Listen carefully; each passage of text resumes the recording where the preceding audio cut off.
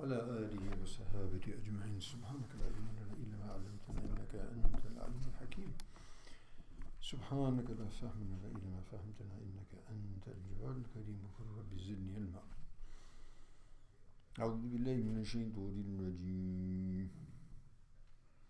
ويستفتونك في النساء قل الله يفتيكم فيهن وما يتلى عليكم في الكتاب في يتامى النساء اللاتي لا تؤتونهن ما كتب لهن وترغبون أن تنكحوهن والمستضعفين من البلدان وأن تقوموا لليتامى بالقسط وما تفعلوا من خير فإن الله كان به عليما ولامرأة خافت من بعدها نشوزا أو إعراضا فلا جناح عليهما أن يصلحا بينهما صلحا والصلح خير وأحضرت الأنفس الشح وإن تحسنوا وتتقوا فإن الله كان بما تعملون خبيرا ولن تستطيعوا أن تعدلوا بين النساء ولو حرصتم فلا تميلوا كل الميل فتذروها كالمعلقة وإن تصلحوا وتتقوا فإن الله كان غفورا رحيما وإن يتفرقا يغني الله كلا من سعته وكان الله واسعا حكيما صدق الله مولانا العظيم. So here Allah subhanahu wa ta'ala mentions a very critical and a very amazing principle and legislature as it were, and is connected with the beginning of the surah. If you remember that the beginning of the surah it was discussed, or it was mentioned about giving the orphans their dues, particularly those female orphans who were in the care of the male guardian who was perhaps also their relative or a close associate of their family, whatever.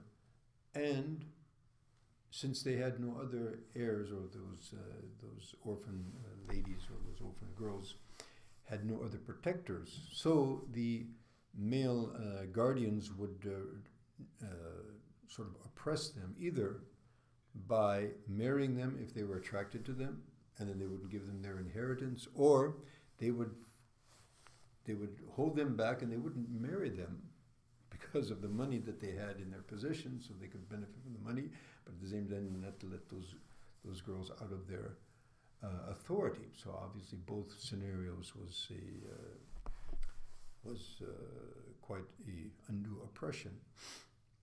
And so the injunctions in the beginning were granted for these young girls that they should be taken care of and their rights should be observed.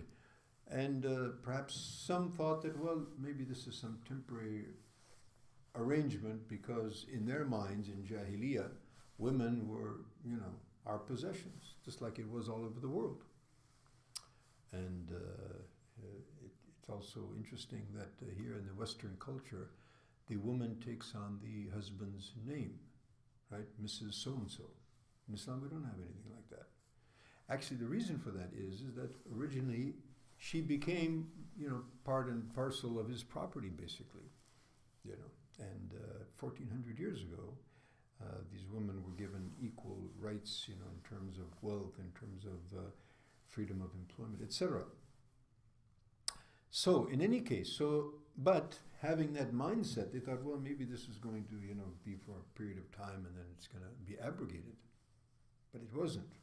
So it's mentioned that perhaps even some came and questioned Rasulullah alayhi salatu. So what is this? I mean, these young girls actually have some rights? And yes, of course they do. So here Allah subhanahu wa ta'ala says, Yastaftunak, they ask you, they're requesting a fatwa. Fatwa is basically asking the answer to a query.